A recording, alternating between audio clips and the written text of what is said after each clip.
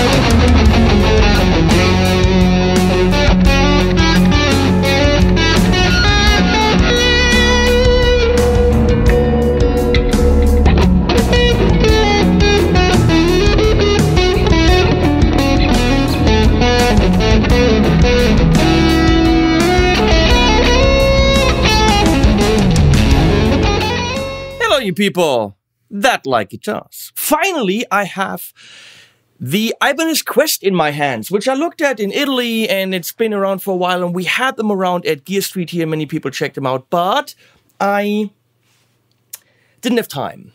And then I had loads of stuff, and I said to Ibanez, wait, till I really have time. Now I have time to look at the QX54QM, which of course stands for letters and numbers. I very highly apologize for the absence of a cool sweater. This one's just ridiculous. There's no unicorns, there's no throw-uppy cats, no rainbows, or even pizza. There's nothing on this. This is a very silly sweater. I am so sorry. But sometimes you gotta look embarrassing. What can you do? So, Ibanez Quest. Let's get a couple thoughts out of the way. When you see this, what the fuck is Ibanez about it? I knew at some point with Kiesel, with Ormsby, with MkIII and all those modern companies going headless that Ibanez had to react and come up with their headless line. And on the one hand, I was like, well, it would make sense for them to go and give us a headless RG because that stands for Ibanez. The one thing we associate with Ibanez is the headstock. Now with the AZs, of course, a different headstock, but still, it's a recognizable headstock, and that is what we associate with the guitar. Take the headstock off, then you have to have something else that says Ibanez about them. And with the S line, which is their kind of very nicely floundery-shaped ergonomic ones, or the RG line, we would have immediately recognized them as Ibanez guitars. But they decided to cut off the headstock and redesign the body big time. So the only thing that really is left that says Ibanez is literally the word Ibanez that you can't even read. It's right frickin' there. And it's rather tiny, so nothing about the design says Ibanez. And is that a good or a bad thing? I mean, you like Ibanez for certain things, for like a certain look. Well, it doesn't have this. Then some companies go and flatten the guitar behind these tune skis. They don't. They just cut it out. Okay, that's a choice. Nothing about this says Ibanez. It's not as pointy as it could or should be. It's not as pointy here. It's a complete redesign, and it's a soft redesign. It's not a very aggressive-looking guitar. With the softer shapes on the pickguard, the softened point here, the softened point here. That's not a quality statement. It's not negative or positive. It's just Ibanez said, if we go headless, let's do a full headless line that's separate from everything else, so nobody can actually see that it's an Ibanez unless they have magnifying glasses. Okay. However, what they've done, I think, is unique in the market. Because my MkIII, let me show you. Here's my MkIII Hydra. Looks like a kind of a Duvel from MkIII, with the cutout in the back. It is obviously a different level of guitar. This is about 3,500 euro. It's a great guitar, but it has weight. It's got the weight of a regular guitar. The first thing you immediately notice about the Q series or the Quest series is, oh my god, that must be the most ergonomic guitar in the freaking world. First of all, it is short. Duh. But it is so freaking light. Like, I can hold this if my pinky was strong, with my pinky. It is rather thin, she said. Look at the shaping. It's not just the shaping right here. It's a shaping that actually continues. They actually took that part off as well. You have a shaping here, which is utterly useless, other than that it's actually taking wood away, therefore making it lighter. So you don't play up here, but it's ergonomic. You don't play down here, but you know what? It's ergonomic. Everything about this guitar says we're making a guitar that is super light, super small, and easy to take from A to B, and easy to handle whatever you're doing with it. It's one of the most ergonomic instruments that I've ever had on my lap. It does come with a gig bag, which is cool. This particular one clocks in at 1,100. Most of the other models clock in at $1,000, and I think the 1,100 is because of the quilt maple. I don't want to say top. This is very likely a veneer. This one's rather understated. If you look at some others that you can find online of the QX54QM, the figuring is more intense. So this is a subtle one. Others are heavier. I was asked by my friends from Ibanez not to mention the following. This is the showroom model, which our good friend Dr. Dan banged around a bit when it arrived, and he was proud of it. He's like, yeah, I banged the shit out of that. Screw that guitar. No, he was so pissed with himself because brand new Q series arrived and he banged it right there. You can't even see it. They fixed it up rather nicely, but then there's also a new bang right up here. We're not gonna magnify that, but it's got a couple of bangs in a couple of places. This has been with a couple of reviewers, and you know what? It doesn't matter, Dan. It's fine. I can review the guitar. The one that you're getting has not been banged up by Dr. Dan. If you want one that's banged up by Dr. Dan, you have to send it to MkIII, and Dr. Dan will bang it up for you for an additional $59.99. So, I have to say, handling-wise, I love a lot about this series. Beautiful. In my head, there had to be a catch. It had to not sound good. Something with this little wood and this little weight just had to not be great in tone. But you know what? We can listen to it. The other thing I really don't like is the freaking knob, because what the fuck's wrong with that knob? I mean, look at this. That's not ergonomic. I don't know what the crap that is. Mr. Knob Designer at Ibanez, was it Alex? I was supposed to wave to someone. I'm going to say Alex, but probably not. That's just, take that off and get a better knob. You know, we're going to do this right here. I mean, look at this. Already quite a bit better, huh? Quite a bit better. I'm going to take that off when I send it back. Sending it back, yes, I will send it back because I'm getting paid for this. I don't get to keep the guitar. So you're going to ask, why in the world does it have slanted frets? Is that a multi-scale guitar? Well, of course, we can see right here. Yeah, that's what a multi-scale Lilu Dallas multi-scale guitar looks like. No, it is not multi-scale. Everything is slanted. And why is that? Because a lot of the modern techniques, the Henson guy, that Japanese Nita dude, I don't know his name, Manuel Gardner Fernandez, that's a German name. All those guys, they do the tappy stuff. And when you do two-hand tapping, four-finger tapping, you have to really get your hands up in a 90-degree angle. Or, well, not quite. Here, you can actually relax a bit.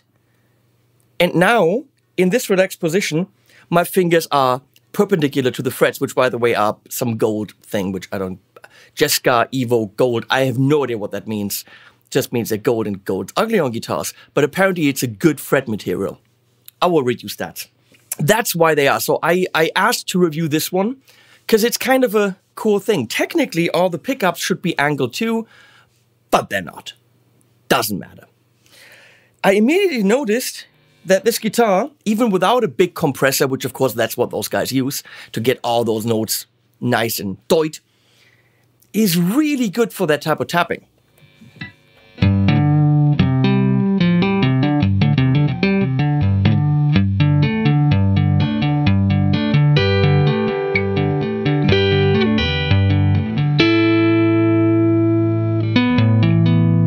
I can't do it.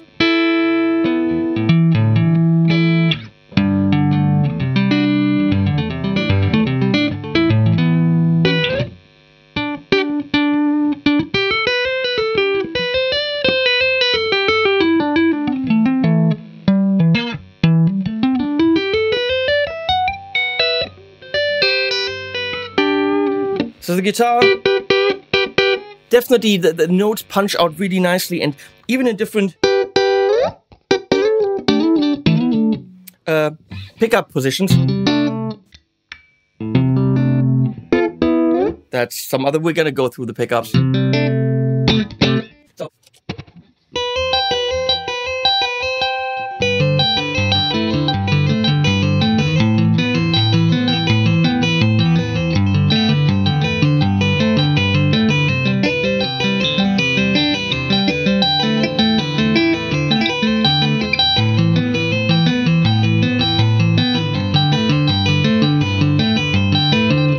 Try that on a sunny day.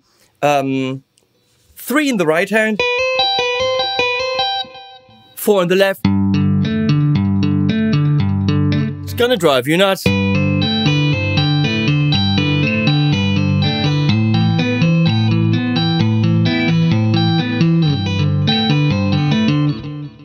crazy. So it definitely does that beautifully. Of course, I can't do anything anymore. I used to play a lot of that stuff. So it doesn't make it easy. It just makes it easier that it's a little bit slanted. That's the whole point. Okay, let's look at some stats. It's a complicated video somehow because it's a complicated guitar. Neck type is a Parallel Wizard 3-piece roasted maple Bubinga. So we got roasted maple, and Bubinga in the middle. I like dark necks, and I cannot lie. Now, that whole metal thing is screwed on in the back with these 3 screws, and then individual screws hold the strings, so you need an Allen wrench to change the strings and just clip them in. And you pretty much clip them, you hang them in the back, tilt that forward a little bit, so screw, forward a little bit, hang in the ball end, pull through relatively tight, screw in, and then tighten it back here. It's relatively easy to change strings. Usually there can be a problem with these tuners when they touch each other. I know the Harley Benton had that problem, and Colos guitar had that problem. However, here they did a nice job and they do not touch. And that is achieved probably by mounting them on a plate. No, they're not mounted on a plate. They're individually mounted. They're just doing a good job. I mean, yeah, the spacing is a little bit different, but apparently they're doing a good job. Truss rod adjustment right here. Nice job. You get them in different pickup configurations. I like the HSS. And it's got that weird tap switchy thing, but that's not where we are. Quilted maple top, Naieto body. They're saying quilted maple top. I'm going to go with quilted maple veneer. We don't know, but that's what I'm saying. Roasted maple bird's eye fretboard. It is rather pretty, and I like a good bird's eye. Not the massive birds in there like I would enjoy on a high-end guitar, but come on, it's 1,100 bucks. Jumbo Escar Evo Gold frets. The jumbo frets, of course, add to the tappiness. 24 frets are in there. It's got the Ibanez monotune bridge. String spacing is 10.8 millimeter. Who gives a crap? Play the damn thing. Neck pickup is an R1. You don't know what that means. It's a passive ceramic, passive ceramic, passive ceramic. It's an R1, R1 Q58. That tells you nothing. The strings on here are 10s. Hardware is Cosmo Black. The interesting thing, and we're not going to go to scale and nut width and radius. Come on, you frickin' nerds. It's got the Dynamix 9 switching system. 9, not 10. 9 simply because when you're on the humbucker in the back, nothing changes. As far as I understand, yes, that is how it is. So I'm going to look at it. We're going to play some sounds. That's volume, that's tone. I'm usually not going to touch tone. Touch tone pictures. Wasn't that a... No? Anyone get that? Okay. Clean with the Tone King into the aux with the 412 cream-loaded cap. Cream-back-loaded cap. In the back is what I would call standard position, where we have the single chords. And you can clearly hear... hum and no hum. Gonna leave a little bit of spring reverb on there for fun. So.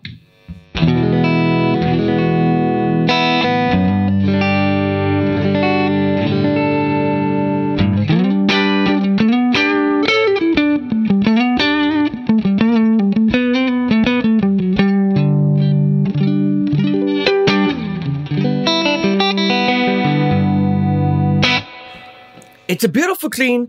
It's not too bright, it doesn't jump out and it's not too thin. It's a very usable clean sound.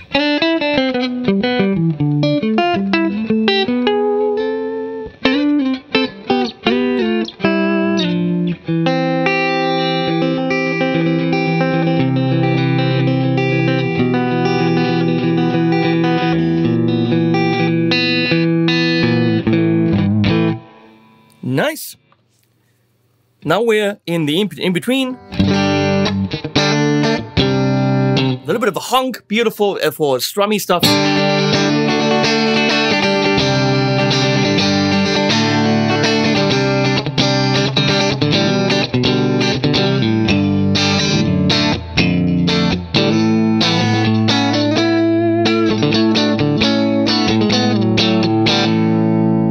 middle, just the single coil in the middle.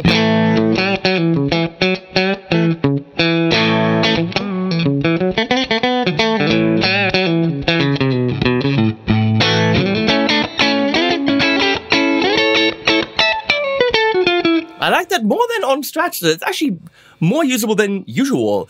And in the in-between position number, I think you would call it 2, I would call it 4, depending on where you start. That's the super honky.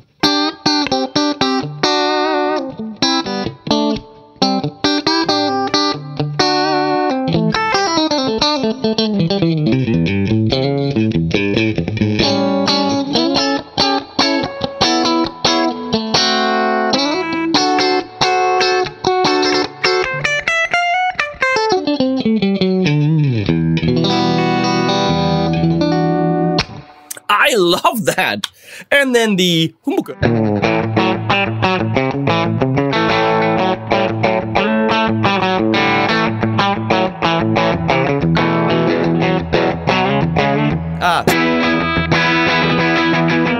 Of course, you don't want that clean. We're going to start again in the front in position number 2, which now has these two in series.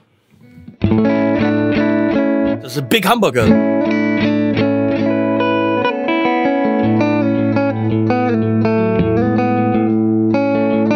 I can probably recommend that for leads. Here the leads will be very defined and have a nice bite. But here they'll probably be nice and creamy and singy.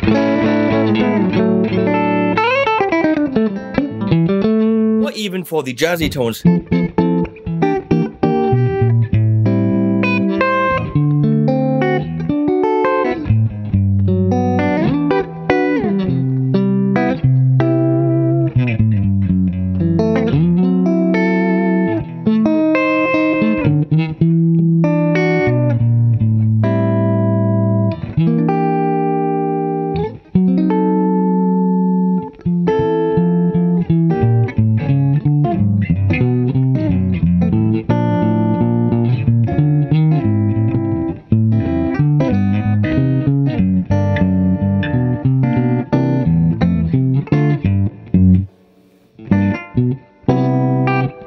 If I could jazz, that's what I would do.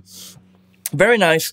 Next one is this and this in parallel.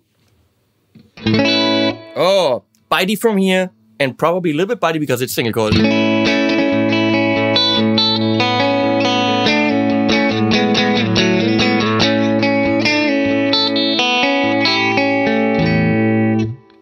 Here we got these two in series and this in parallel. All of them on.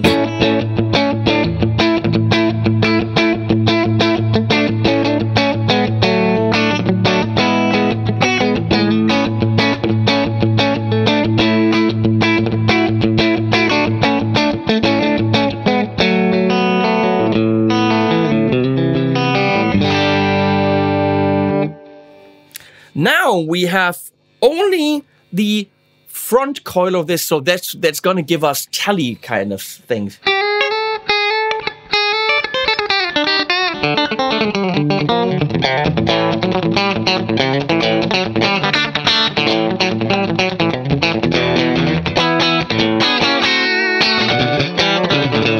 I don't know, yeah, okay.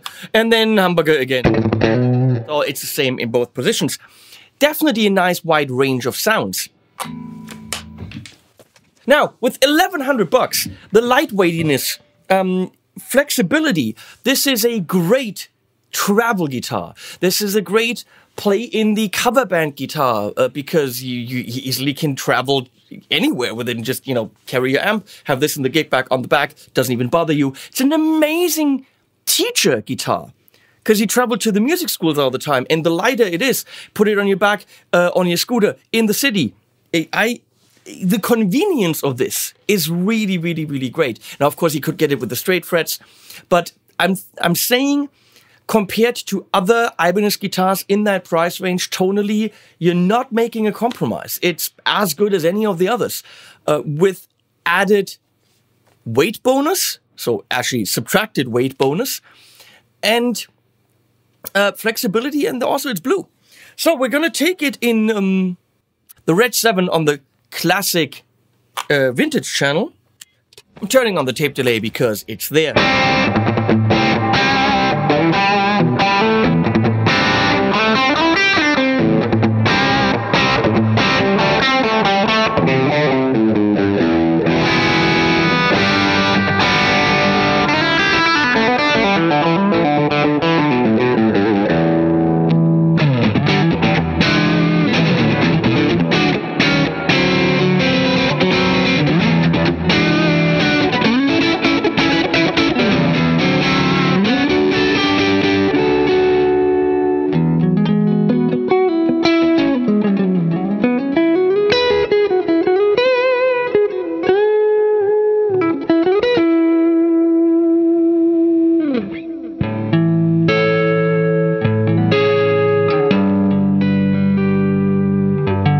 Beautiful.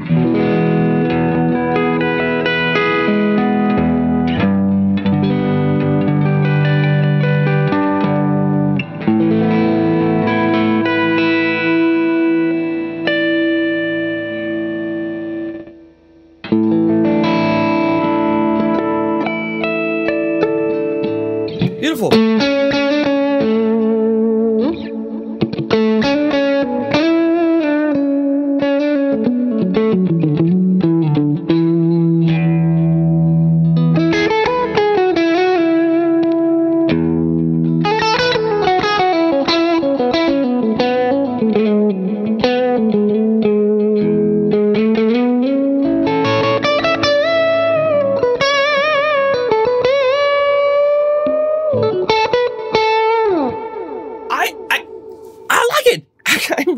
I didn't think I would. Thick ass fretboard and modern lumen lace. Look at that shit. We didn't even mention that. Lumen lace as it should be, with black surrounds so you can see them beautifully in any lighting situation, and it's right settled between the fretboard and the neck.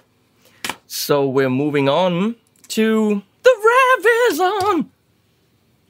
So now we have a very modern sound for a very modern guitar. That's the Revv Purple channel. Not a lot of gain happening on there.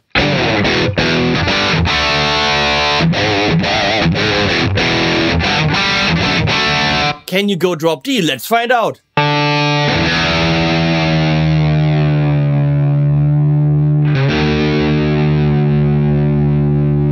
Relatively straightforward and easy.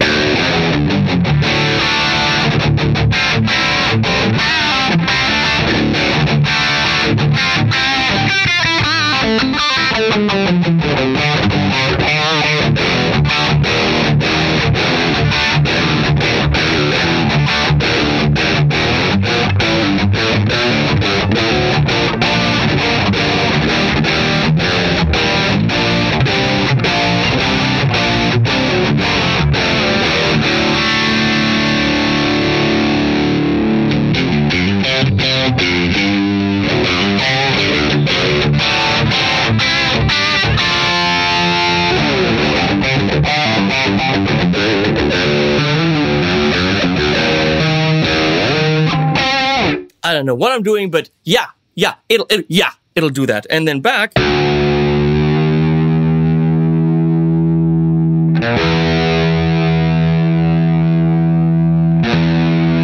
Relatively fast, I gotta say, with the tune ski.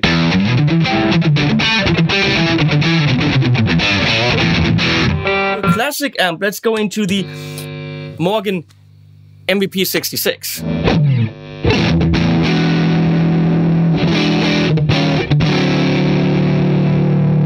That's... I'm missing some high end there.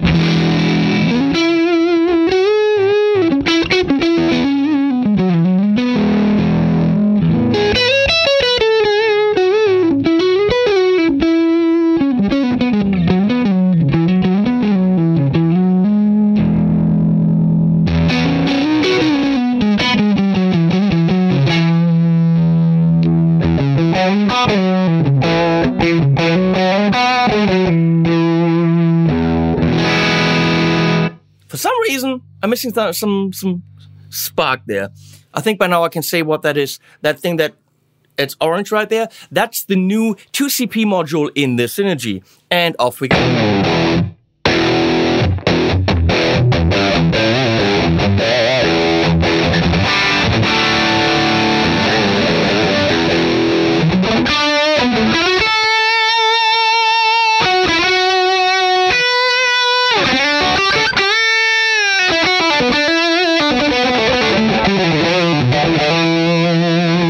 That's made for leads. Let's turn the effects back on.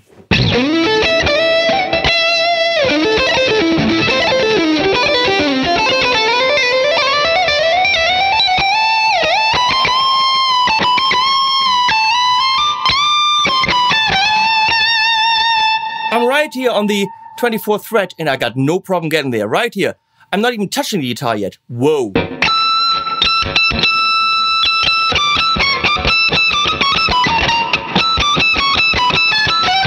It's all very tiny there.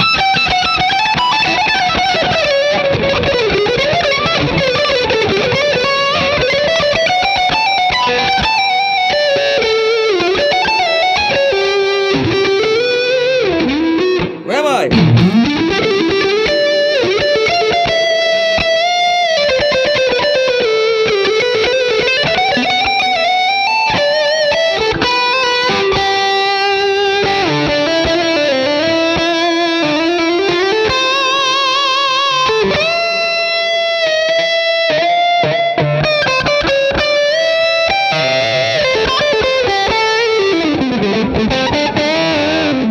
This is the Marshall Mini Plexi.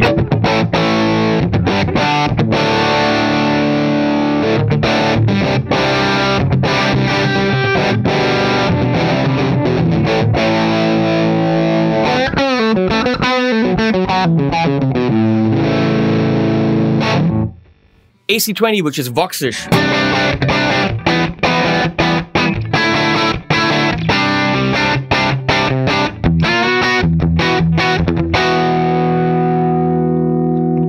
Where's my brightness all of a sudden?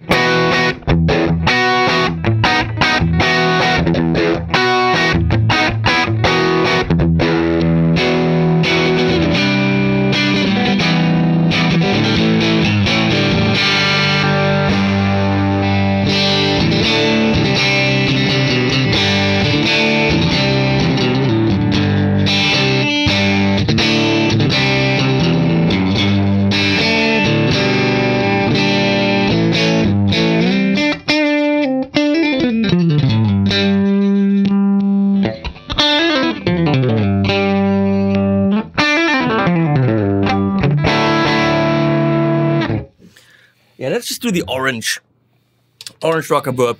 50.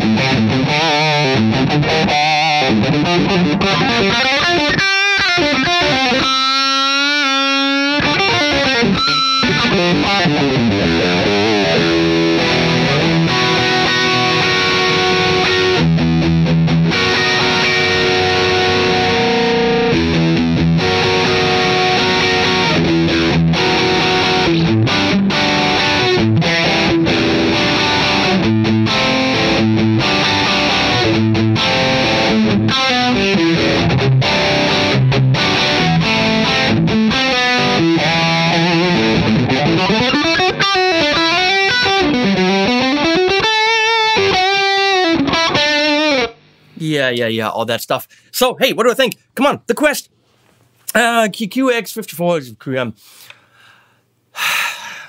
I'm positively surprised, because I didn't think it had those sounds in it. If you're looking for something different, that's it. If you're looking for something lightweight, that's it. If you're looking for something flexible, that's it. If you're looking for something modern with modern playing techniques, that's it. I really can't fault it. It comes with a gig bag. It's not the most amazing gig bag in the world, but it comes with a gig bag.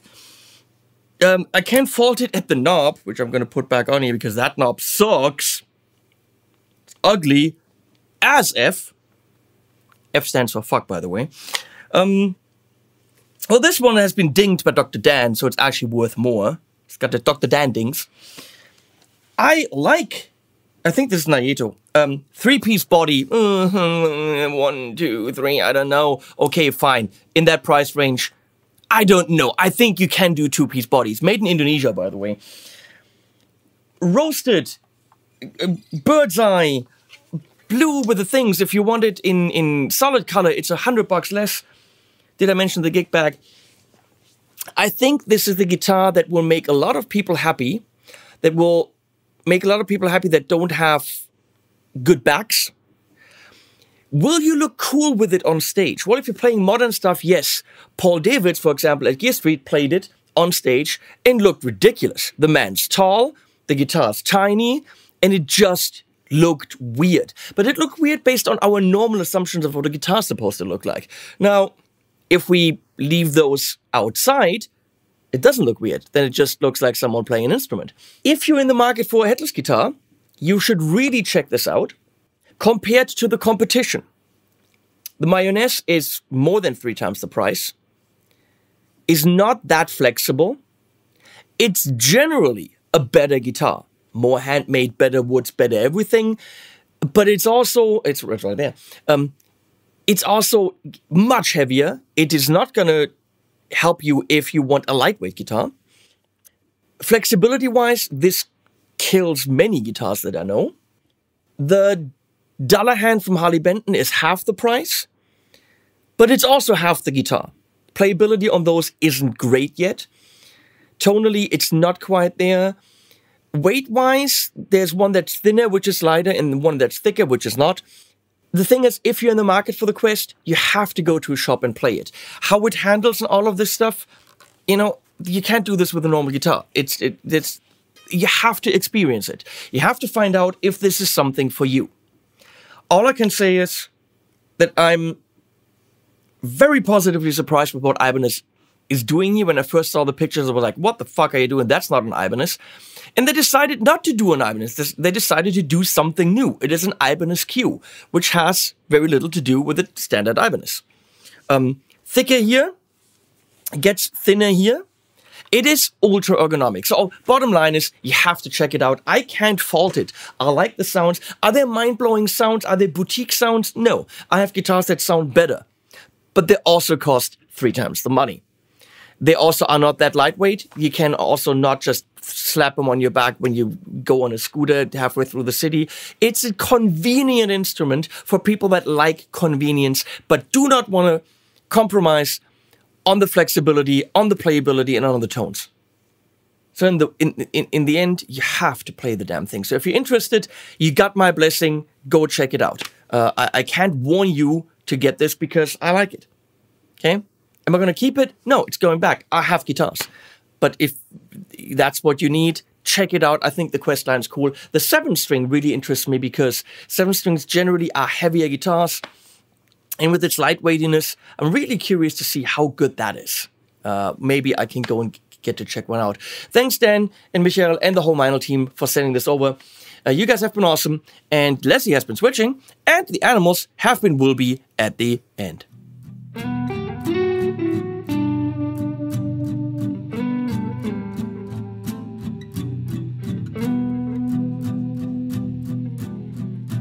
Time flying by, thoughts are trapped inside a black hole.